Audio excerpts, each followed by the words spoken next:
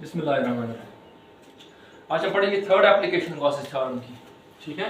That is electric field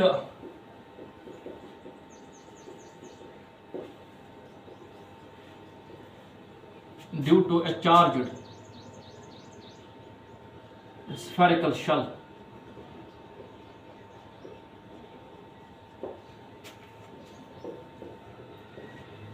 हमें निकालना है इलेक्ट्रिक फील्ड किसी भी चार्ज स्फेरिकल शेल की वजह से, किसी भी पॉइंट पे हमें निकालना पड़ेगा। देखो जी, इस क्वेश्चन में हमारे पास तीन पार्ट्स आएंगे, ठीक है। नंबर फर्स्ट पार्ट हमारा इस क्वेश्चन का है एट पॉइंट पी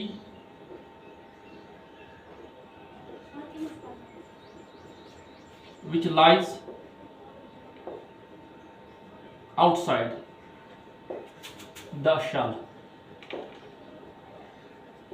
किसी भी पॉइंट P पे जहां पे हमारा इलेक्ट्रिक फील्ड निकालना है, वो पॉइंट P हमारा लाई करता है आउटसाइड द शेल।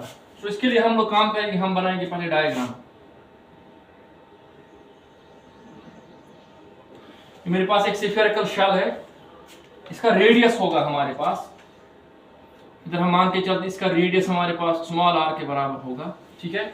हमने इस पे कोई चार्ज डाला हुआ है लाइक दिस।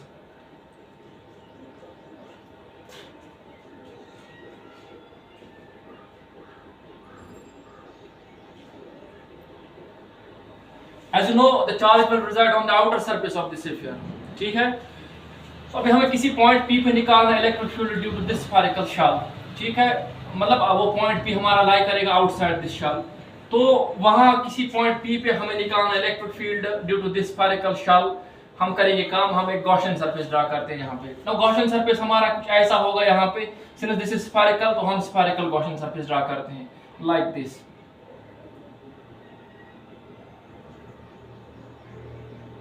मैंने एक स्फेरिकल गॉसियन सरफेस ड्रा किया। अभी हम निकालेंगे यहाँ पे, इधर इस पॉइंट P पे निकालेंगे हम इलेक्ट्रिक फील्ड, है ना, ठीक। अब देखो चार्ज आपका जो पूरा है वो एनक्लोज हो गया inside this spherical Gaussian surface. अब ये जो ये गॉसियन सरफेस हमारे पास, इसका अपना एक रेडियस होगा, और वो रेडियस हमारे पास मान के चलते हैं हमारा कैपिटल R के बराबर होगा, ठीक है। तो इधर इस पॉइंट P पे हम निकालते हैं electric field. This point P lies at some distance capital R from the centre of this spherical shell, ठीक है। अब देखो, अगर हम लोग गॉसियन थ्योरम को यूज करेंगे सिंपली पहले, तो गॉसियन थ्योरम के हिसाब से हमारा जो यहाँ पे लिखता हूं मैं, अकॉर्डिंग टू गॉसियन थ्योरम, इस पूरे स्फेरिकल गॉसियन सरफेस का इलेक्ट्रिक फ्लक्स हमारा होगा बराबर 1/ε0 टाइम्स Q, ठीक है। 1/ε0 टाइम्स Q। तो Q जो हमारे पास है ना यहाँ पे, Q हमारा है चार्ज ऑन दिस स्फेरिकल, मतलब एक स्फेरिकल शेल हमारे पास है यहाँ पे। अब इसका होगा हमारे पास चार्ज डेंसिटी, ठीक है ना, वो होगा सरफेस चार्ज डेंसिटी हमारे पास, ठीक। तो हम लोग करेंगे काम, Q जो हमारा होगा वहां पे, या आपको पता है density that is sigma is equal to charge per unit area that is surface area of this, ठीक है। सो दिस सिंप्लाइज आपका जो Q बनेगा बराबर सिग्मा टाइम्स S। इसका नाम हम रखेंगे फर्स्ट, इसका नाम हम रखेंगे सेकंड।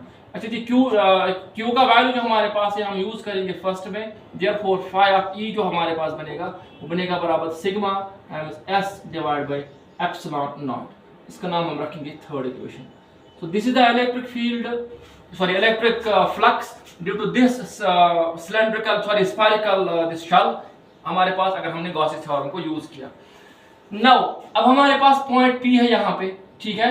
इस पॉइंट P पे हम निकालेंगे इलेक्ट्रिक फ्लक्स, अगर हम लोग डेफिनेशन का इस्तेमाल करेंगे। ऑल्सो उसके लिए मैं काम करूंगा, मैं एक स्मॉल सरफेस एलिमेंट ले लेता हूँ यहाँ पे। ये मैंने सरफेस एलिमेंट ले लिया, एक स्मॉल सा हम लेते हैं इस स्फेरिकल गॉसियन सरफेस का, एक स्मॉल सा एक पोर्शन हम ले लेते हैं। फॉर एग्जांपल इसका हमारे पास है ds सरफेस एरिया, ठीक है। अभी देखिए यहाँ पे चार्ज हमारा इसके अंदर है, तो इलेक्ट्रिक फील्ड हमारा बाहर की तरफ जाएगा। So this will be the direction of electric field, ठीक है ना। और इस सरफेस का unit vector always perpendicular to the surface, मगर रेडियली आउटवर्ड्स होता है वो। So this is the n cap, ठीक। तो इस स्मॉल सरफेस का electric flux phi of E is equal to surface integration of E dot ds, ठीक है। तो ये बनेगा phi of E is equal to surface integration E times ds cos of theta, ठीक है। अब देखो यहाँ पे थीटा जो होता है that's angle between E and cap, वो तो जीरो है। Here theta is equal to 0 and you know cos of 0 होता है 1 के बराबर। तो this simplifies phi of E is equal to integration of E times ds। ठीक है। अच्छा, अगर मैं काम करूंगा, मैंने स्मॉल सरफेस एलिमेंट का निकाला इलेक्ट्रिक फ्लक्स, ठीक है, तो ये बनेगा d phi E, ठीक है। तो मैंने डायरेक्टली लिखा टोटल फ्लक्स हम निकालेंगे वो बनेगा इसके बराबर। अच्छा, E हमारा यहाँ पे निकालना है, सो phi ऑफ E हमारा यहाँ पे आ जाएगा E times integration of ds। ठीक, so this simplifies phi of E is equal to E times s। ठीक है। What is s? Basically that is surface area of this sphere. As you know, surface area of sphere, that is 4 pi r square. ठीक है, I will write here s is equal to 4 pi. What is the radius of this outer sphere? That is capital R. बनेगा 4 pi capital R square. So this implies phi of E is equal to this E times 4 pi capital R square. इसका नाम हम रखेंगे equation number 4। देखिए जी, यहाँ पे हमारे पास इलेक्ट्रिक फ्लक्स निकलता है इस पूरे स्फेरिकल गॉसियन सरफेस का, जब हमने डेफिनेशन का यूज किया यहाँ पे। ये हमारा है इसी स्फेरिकल गॉसियन सरफेस का इलेक्ट्रिक फ्लक्स जब हमने गॉसियस थ्योरम का यूज किया। इक्वेटिंग 3 and 4,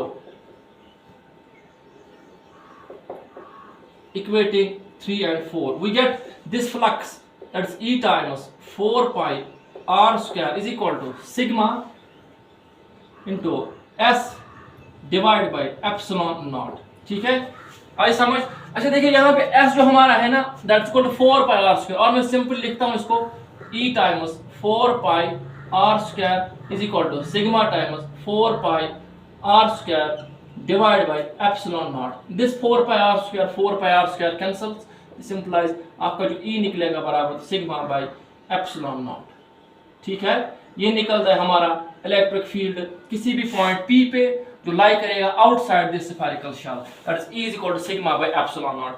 कल हमने देखा था, वहां पे आया था शीट में E is equal to sigma divide by twice epsilon naught. That was also independent of the distance of point P from that sheet of charge. Today we have seen here that the electric field is also independent of the distance of point P from the sheet of from this charged conducting sheet है, this sphere. ठीक है, सो यहाँ पे आपका electric field निकलता है किसी भी पॉइंट P पे, वो होता है सिग्मा बाय एप्सिलॉन नॉट। ये हमने तब निकाला जब पॉइंट P हमारा लाई करेगा आउटसाइड दिस। ठीक, नाउ सेकंड पार्ट इसी क्वेश्चन का है, अगर पॉइंट P हमारा लाई करेगा on the surface of this shell, यहाँ पे लाई करेगा। ठीक है, अभी पॉइंट P हमारा यहाँ पे था, डिस्टेंस हमारा कैपिटल R के बराबर था। अब नेक्स्ट में हमारा पॉइंट P यहाँ पे लाई करेगा, तो कैपिटल R के बदले हम लिख सकते हैं स्मॉल r।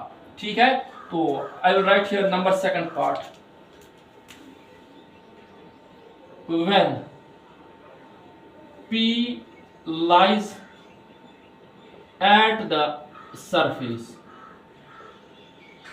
जब पॉइंट P लाई करेगा कहां पे, सरफेस के ऊपर, तो हमारा यहाँ पे कैपिटल R जो होगा वो होगा स्मॉल r के बराबर। ठीक है ना, capital R is equal to small r।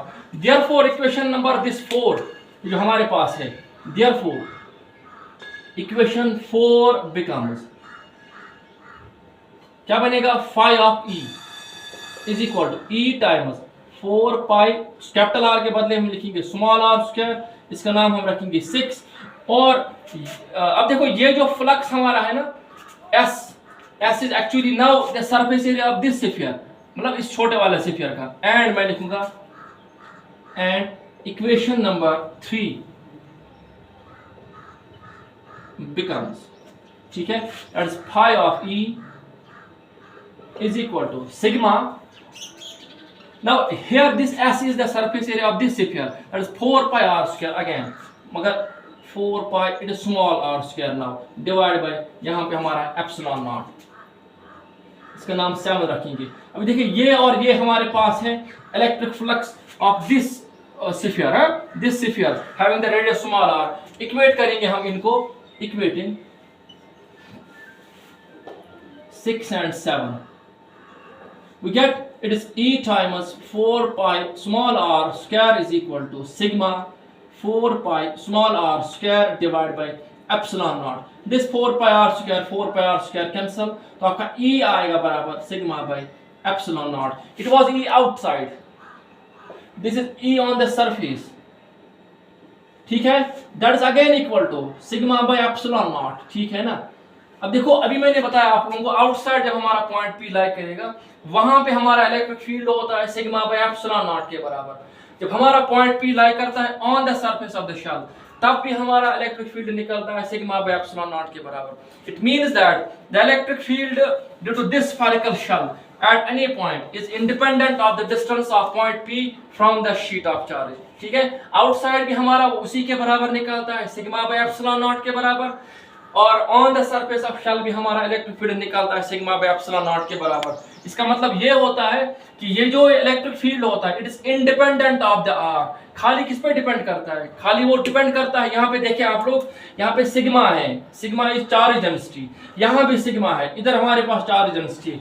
तो इलेक्ट्रिक फील्ड किसी भी पॉइंट पे अगर हमें निकालना पड़ेगा on the surface of shell, outside the surface of shell, that only depends on the surface charge density and is independent of the distance of point P from this shell या spherical shell।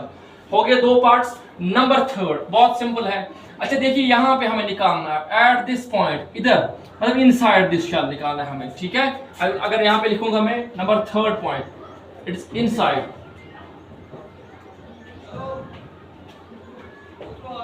Inside the shell. देखिए जी यहाँ पे charge हमारा होता है यहाँ पे on the outer surface of the shell. Inside charge कितना है? That is zero. तो सिंपल आप लिखेंगे Q inside is equal to zero. जब हमारा क्यू इनसाइड होता है जीरो के बराबर, then what is electric flux? Therefore electric flux in is equal to zero. Electric flux is equal to zero. जब इलेक्ट्रिक फ्लक्स जीरो निकलता है तो तब हमारे पास electric field inside is equal to zero. ठीक है, इलेक्ट्रिक फील्ड इनसाइड हमारा जीरो के बराबर होगा because charge inside this spherical shell is equal to zero. जब कोई चार्ज अंदर नहीं हमारा है तो इलेक्ट्रिक फ्लक्स हमारा जीरो होगा। जब इलेक्ट्रिक फ्लक्स हमारा जीरो के बराबर होगा तब हमारा इलेक्ट्रिक फील्ड जीरो के बराबर होगा। अभी देखिए आउटसाइड हमारा इलेक्ट्रिक फील्ड ये निकला, on the surface of shell हमारा इलेक्ट्रिक फील्ड ये निकला, इनसाइड हमारे पास इलेक्ट्रिक फील्ड ये निकला। ठीक है, आई समझ? ओके।